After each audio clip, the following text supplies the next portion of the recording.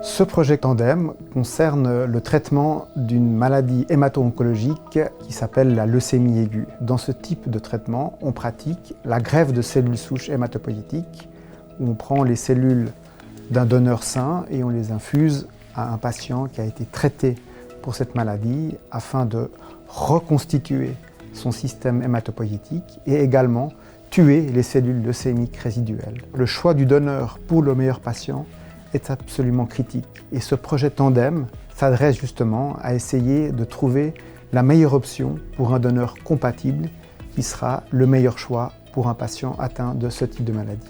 Je pense qu'un aspect unique dans les analyses qu'on propose de faire vient d'une connaissance approfondie qu'on a développée dans mon labo de protéines qui sont impliquées dans ces maladies hématologiques qui déterminent beaucoup la réponse aux traitements qui sont offerts. Une connaissance en utilisant des outils bioinformatiques avancés de ces différentes protéines qui nous permettent de faire des prédictions sur leur fonction, sur leur rôle et sur la corrélation avec la réponse au traitement de ces maladies. Quand j'ai commencé à travailler sur ce domaine, mon but c'était pas du tout de travailler sur la réponse aux greffes de cellules souches ou comme ça, c'était plutôt pour comprendre quelles cibles sont visibles sur les cellules cancéreuses pour le système immunitaire.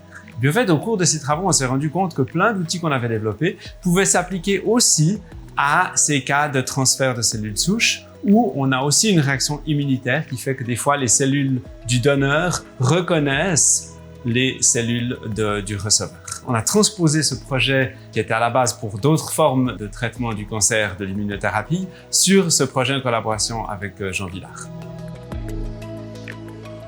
C'est important pour le patient parce que ce traitement est aussi grevé d'un certain nombre d'effets secondaires et ces effets secondaires peuvent être minimisés ou presque abolis justement avec le choix du donneur qui sera le plus compatible possible avec le patient.